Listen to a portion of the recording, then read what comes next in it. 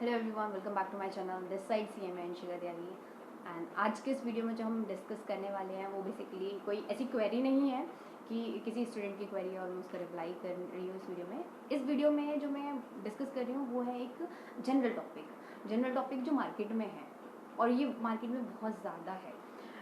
ज़्यादा क्या टॉपिक है कि CA versus CMA versus CA। यार, ये आपने कभी देखा है कि CMA और CS वालों को कोई कंपेयर नहीं करता है, CA और CS वालों को इतना कोई कंपेयर नहीं करता है, लेकिन जब देखो CMA और CA बस कंपैरिजन लगा रहता है। तखड़ा वाला कंपटीशन लगा रखा है बच्चों ने, बल्कि बच्चों ने ज़्यादा कंपटीशन लगा रखा है। बाकी कोई बोले ना बोले, बच्चों ने कंपटीशन बहुत अच्छे से लगा रखा है। तो मुझे ये समझ में नहीं आता। CMA वाले कहते हैं कि CMA अच्छा, CMA अच्छा, CMA अच्छा, CA वाले कहते हैं CA अच्छा।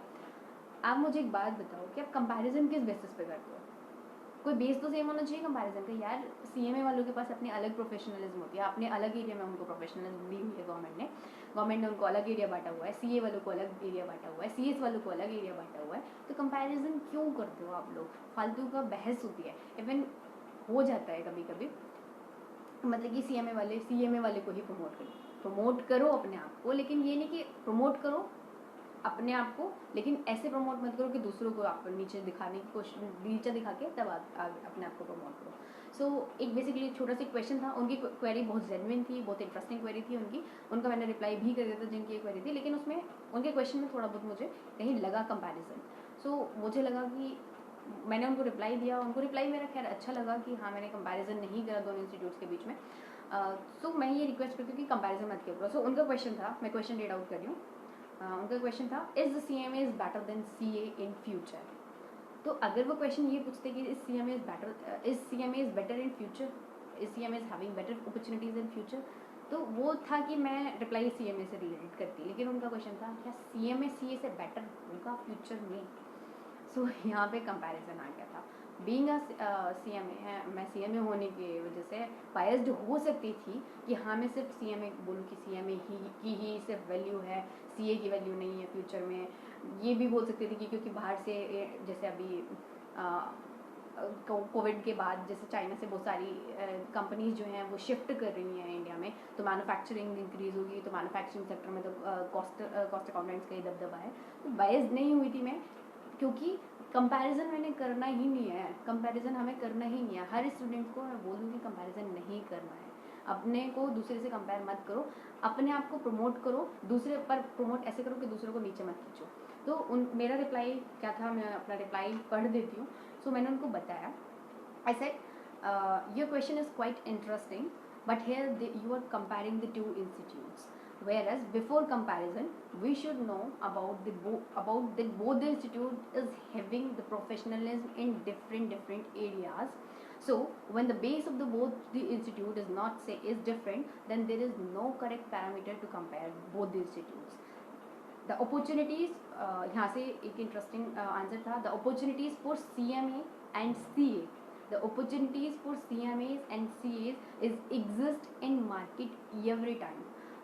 The CMA और CS के लिए मार्केट में जो अपॉर्चुनिटी होती है वो हमेशा होती है। आप भी देखते हो कि 24 मतलब हमेशा हम दिखते रहते हैं कि यहाँ पे मैं CS वाले ये ना सोचे कि हाँ, मैं तो बिल्कुल ही नहीं ले रही है, क्योंकि कंपैरिजन CMA और CA के बीच में किया गया था, तो इसलिए मैं CMA और CA वाले उसको ही आंसर मैंने उनको दिया था। तो मैंने उनको बोला कि CMA और CA की अपॉर्चुनिटी एग्जिस्ट करती है मार्केट में हमेशा, but if after becoming a CMA or CA, if someone is not getting a good job or not getting a job, it may be that there is something missing in that person, and that person are not eligible to fulfilling the market demand. अगर आप CMA बन गए हो, आप CA बन गए हो और आप अच्छी जॉब नहीं पा रहे हो, अरे देख लो यार, CMA वालों को 18 लाख का पैकेज मिला हुआ है, CA वालों को अच्छे अच्छे पैकेज मिले हुए हैं, CA वालों को भी 33 लाख का पैकेज से सुना है। उन लोगों को भी तो मिल जाता है पैकेज। तो उन लोगों ने मार्केट की डिमांड को फुलफिल किया।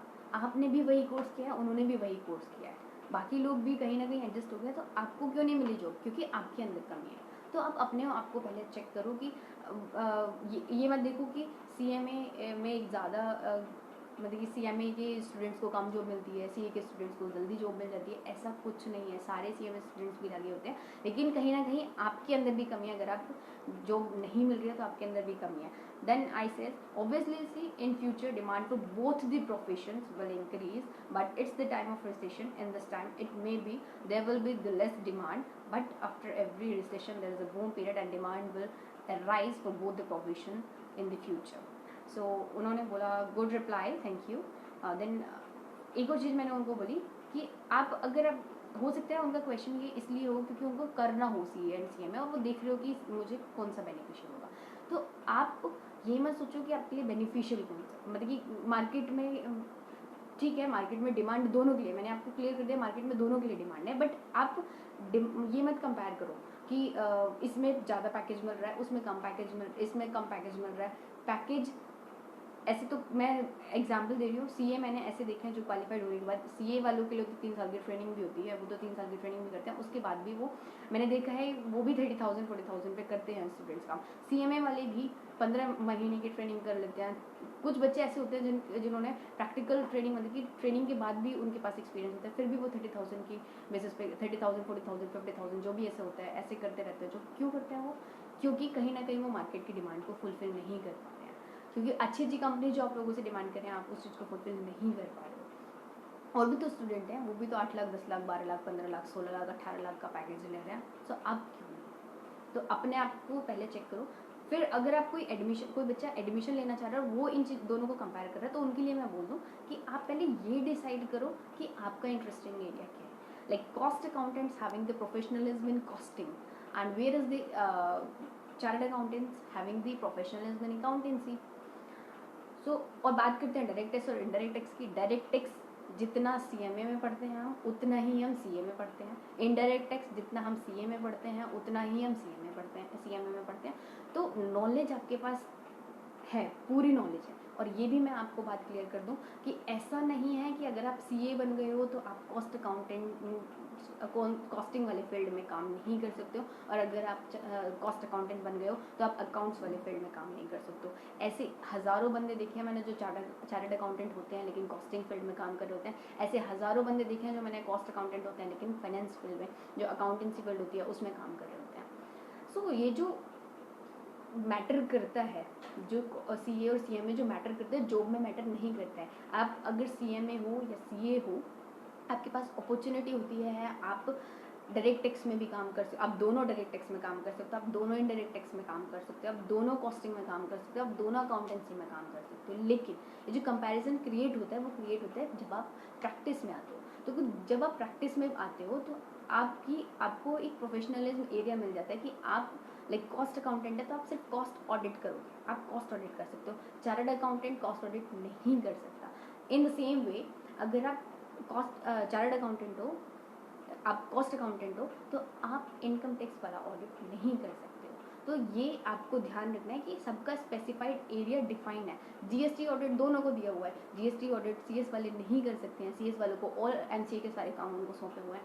तो ऐसे कंपेयर नहीं करना चाहिए दोनों इंस्टीट्यूट्स के बीच में। I request each and everyone कि आप अपनी इंटरेस्टिंग एरिया देखो। अगर आप एडमिशन लेना चाहते हो तो आप देखो आपको कॉस्टिंग अच्छी लगती है या अकाउंटेंसी अच्छी लगती है, तो उसके बेसिस पे आप एडमिशन लो कि क्या आप आगे हैंडल कर पाओगे।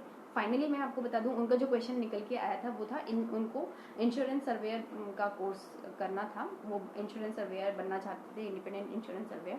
सो मैंने उनको बोला कि आप CA के लिए जाओ, क्योंकि जो IRDA एलिजिबल करता है इंश्योरेंस सर्वेयर के लिए, वो CA की क्वालिफिकेशन को एलिजिबल करता है, और बाद में वो बोलता है कि आपको 1 साल की ट्रेनिंग करनी पड़ेगी, फिर आपको भले ही आप चार्टर्ड अकाउंटेंट हो लेकिन आपको फिर भी 1 साल की ट्रेनिंग करनी पड़ेगी, एंड देन आपको एग्ज़ाम देना पड़ेगा। एग्ज़ाम दो और तब आप एग्ज़ाम क्लियर होता है अगर आपका, तो आप इंडिपेंडेंट इंश्योरेंस सर्वेयर बन सकते हो। Here I request to the institute or institute president mister Balvinder sir, उनसे रिक्वेस्ट है कि IRDA में, क्योंकि इंश्योरेंस से रिलेटेड जितना चार्टर्ड अकाउंटेंट वाले पढ़ते हैं उतना हम लोग भी पढ़ते हैं, तो आई रिक्वेस्ट कि आप लोग ऐसे कंपेयर मत करो। स्टूडेंट्स के बीच में ये कंपैरिजन आ जाता है, तो इस चीज़ के लिए आपको IRDA तक रेफ़र करना चाहिए, IRDA के पास जाओ कि हम लोग भी अपने स्टूडेंट्स को ये क्वालिफिकेशन देते हैं, तो हमारे स्टूडेंट्स को भी आप एलिजिबल करो। तो यहाँ पे है कि स्टेप्स लेने पड़ेंगे। हमारे जो मेंबर्स हैं इंस्टीट्यूट के, जिन्होंने अच्छी अच्छी पोजीशन होल्ड की हुई है इंस्टीट्यूट में, उनसे रिक्वेस्ट है कि उनको करना पड़ेगा काम, उनको अपॉर्चुनिटीज़ बनवानी पड़ेंगी, अपनी अपॉर्चुनिटीज़ अवेलेबल करानी पड़ेंगी स्टूडेंट्स के लिए, ताकि ये कंपैरिजन मार्केट में बंद हो जाए। होपफुली आप लोग आज के बाद कभी कंपैरिजन नहीं करोगे और ये क्वेश्चन कभी पूछोगे भी नहीं कि दो इंस्टीट्यूट के बीच में कंपैरिजन करोगे, दोनों में से कौन सा अच्छा है। ठीक है, thank you so much for watching this video. Keep loving and keep watching this video on my YouTube channel. Thank you so much for watching this video.